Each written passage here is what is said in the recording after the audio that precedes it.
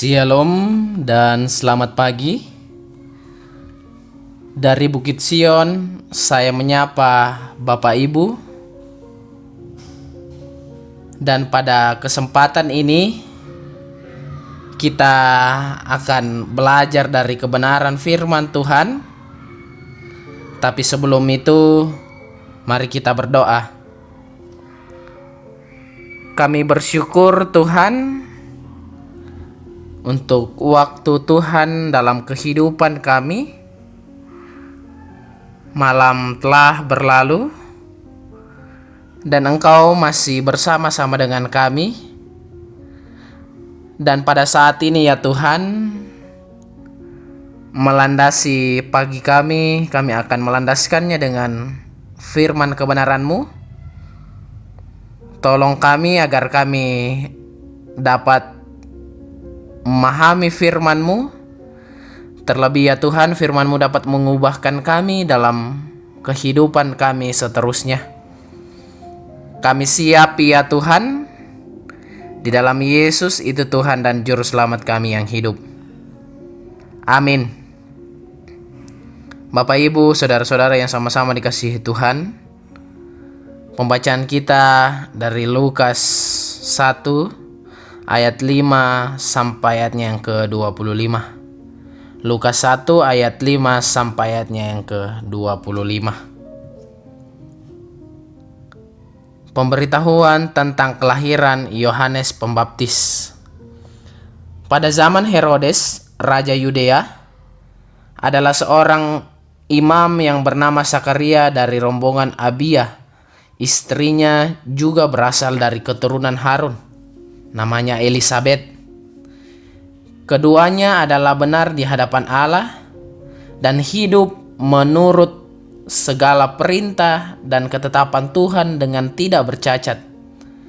Tetapi mereka tidak mempunyai anak, sebab Elisabet mandul dan keduanya telah lanjut umurnya. Pada suatu kali, waktu tiba giliran rombongannya, Sakaria melakukan tugas keimanan di hadapan Tuhan. Sebab ketika diundi sebagaimana lazimnya untuk menentukan imam yang bertugas, dialah yang ditunjuk untuk masuk ke dalam bait suci dan membakar ukupan di situ. Sementara itu, seluruh umat berkumpul di luar dan sembahyang. Waktu itu adalah waktu pembakaran ukupan. Maka tampaklah kepada Sakaria seorang malaikat Tuhan berdiri di sebelah kanan mezbah pembakaran ukupan. Melihat hal itu, ia terkejut dan menjadi takut. Tetapi malaikat itu berkata kepadanya, "Jangan takut, hai Sakaria, sebab doamu telah dikabulkan dan Elisabet, istrimu, akan melahirkan seorang anak laki-laki bagimu dan haruslah engkau menamai dia Yohanes. Engkau akan bersukacita dan bergembira, bahkan banyak orang akan bersukacita atas kelahiran itu. Sebab ia akan besar di hadapan Tuhan dan ia tidak akan minum anggur atau minuman keras, dan ia akan penuh dengan Roh Kudus mulai dari rahim ibunya. Ia akan membuat banyak orang Israel berbalik kepada Tuhan, Allah mereka, dan ia akan berjalan mendahului Tuhan dalam roh dan kuasa Elia untuk membuat hati bapak-bapak berbalik kepada anak-anaknya dan hati orang-orang durhaka kepada pikiran orang-orang benar, dan dengan demikian menyiapkan bagi Tuhan suatu umat yang layak baginya." Lalu kata Sakaria kepada malaikat itu, "Bagaimanakah aku tahu bahwa hal ini akan terjadi? Sebab aku sudah tua dan istriku sudah lanjut umurnya." Jawab malaikat itu kepadanya, "Akulah Gabriel yang melayani Allah dan aku telah diutus untuk berbicara dengan engkau dan untuk menyampaikan kabar baik ini kepadamu. Sesungguhnya engkau akan menjadi bisu dan tidak dapat berkata-kata sampai kepada hari di mana semua ini terjadi. Karena engkau tidak percaya akan perkataanku yang akan nyata kebenarannya pada waktunya, Sementara itu orang banyak menanti-nantikan Sakaria. Mereka menjadi heran bahwa ia begitu lama berada di dalam bait suci. Ketika ia keluar, ia tidak dapat berkata-kata kepada mereka, dan mengertilah mereka bahwa ia telah melihat suatu penglihatan di dalam bait suci. Lalu ia memberi isyarat kepada mereka, sebab ia tetap bisu. Ketika selesai jangka waktu tugas jabatannya, ia pulang ke rumah. Beberapa lama kemudian Elisabet istrinya mengandung, dan selama 5 bulan ia tidak menampakkan diri. Katanya, "Inilah suatu perbuatan Tuhan bagiku, dan sekarang ia berkenan menghapuskan aibku di depan orang." Amin, firman Tuhan. Bapak Ibu, saudara-saudara yang sama-sama dikasihi Tuhan, tema kita pada hari ini, tiada yang mustahil bagi Allah. Tiada yang mustahil bagi Allah. Kalau kita melihat dalam teks kita, itu Lukas memulai ceritanya, memulai kitab Lukas memulai dengan kisah keluarga Sakaria dan Elisabet yang bergumul karena belum memiliki anak hingga masa tua mereka. Padahal mereka hidup benar dan setia di hadapan Tuhan. Ketika pada saat itu Sakaria bertemu dengan malaikat Gabriel. Ia bertemu, dan malaikat itu memberitahukan tentang kelahiran Yohanes Pembaptis. Tetapi Sakaria tidak percaya, karena umur dari Elisabet istrinya sudah lanjut, ia pun sudah tua. Sakaria tidak percaya akan hal itu akan terjadi. Tetapi Bapak Ibu, karena kedahsyatan Allah, akhirnya itu terjadi. Juga pada saat itu,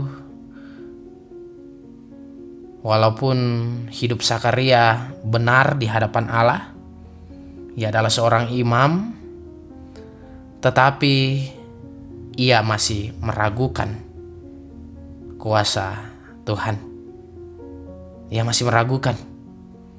Dan akhirnya dalam ayatnya 18, lalu kata Sakaria kepada malaikat itu, "Bagaimanakah aku tahu bahwa hal ini akan terjadi? Sebab aku sudah tua dan istriku sudah lanjut umurnya." Jawab malaikat itu, "Akulah Gabriel yang melayani Allah, dan aku telah diutus untuk berbicara dengan engkau, menyampaikan kabar baik." Karena Sakaria tidak percaya, akhirnya Sakaria dibisukan oleh Allah sampai beberapa waktu lamanya. Bapak Ibu, saudara-saudara yang sama-sama dikasihi Tuhan, kisah ini mengajarkan kita bahwa dalam kehidupan kita, sama seperti Sakaria dan Elisabet, ia bergumul, ia berdoa, ia takut akan Tuhan, dan pada akhirnya ia memperoleh apa yang ia doakan. Juga dalam kehidupan kita, banyak masalah dalam keluarga, pekerjaan, dan tugas dan tanggung jawab yang lainnya. Tetapi kita percaya bahwa Allah selalu bekerja dalam kehidupan kita. Kita selalu mengatakan, kemana ke Allah ketika saya meminta sesuatu kepadanya? Kenapa Allah tidak menjawab doa saya? Padahal saya sudah memberikan yang terbaik. Saya sudah merenungkan firman Tuhan siang dan malam. Apa yang harus kita ketahui Bapak Ibu? Ternyata rancangan Allah adalah rancangan yang mendatangkan kebaikan. Rancangan Allah adalah rancangan yang terbaik.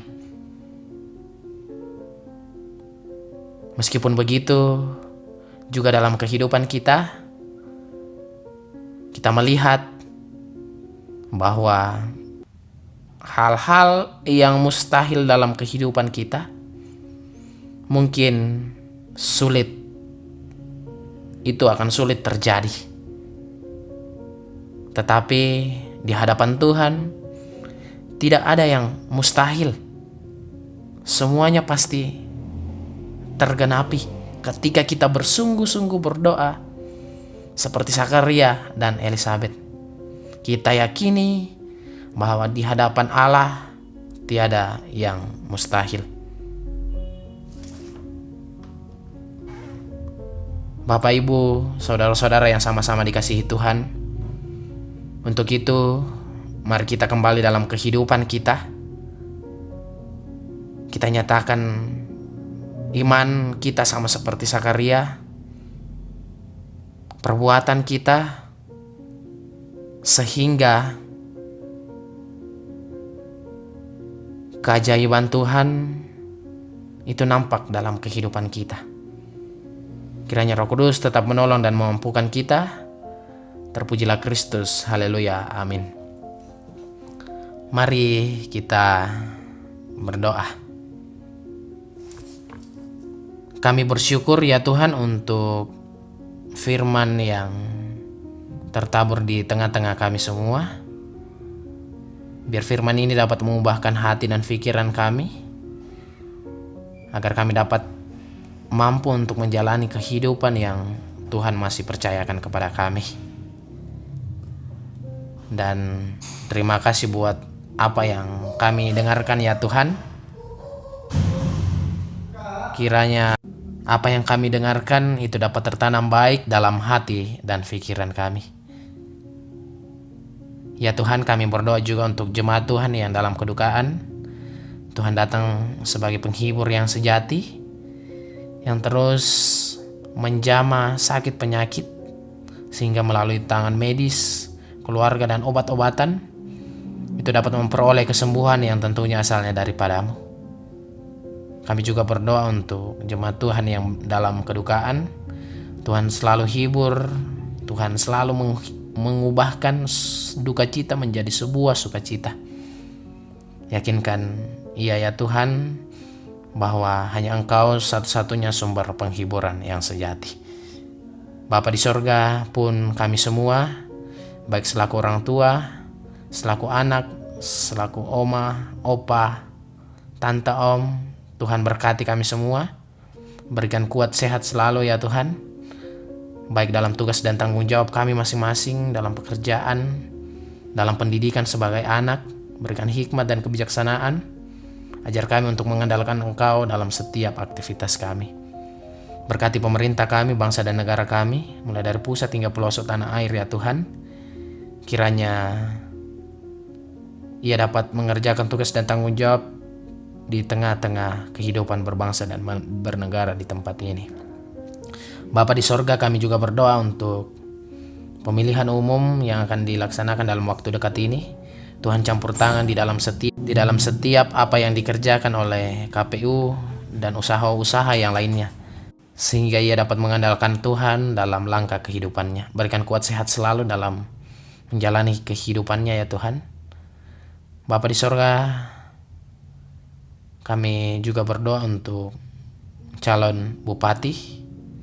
Tuhan yang terus bersama-sama dengan mereka, agar mereka terus mengandalkan Engkau dan dalam kehidupannya ia akan lebih takut akan kepadamu. Ini kami ya Tuhan yang datang bermohon di dalam Kristus Yesus, itu yang menjadi Tuhan dan Juru Selamat kami yang hidup. Amin. Demikianlah renungan harian Toraya pada hari ini. Dari Bukit Sion saya menyapa Bapak Ibu. Shalom dan selamat pagi. Selamat melanjutkan aktivitas. Tuhan Yesus memberkati. Salam sehat.